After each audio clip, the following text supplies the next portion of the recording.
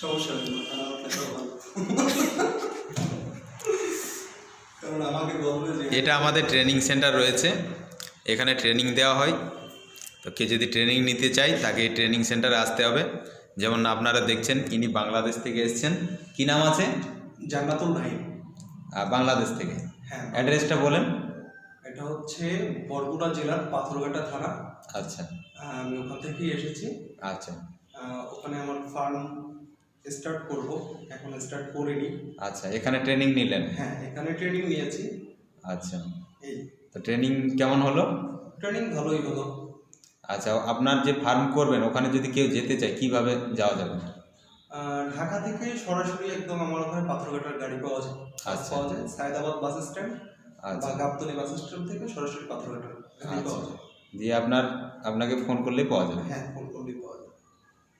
ঠিক।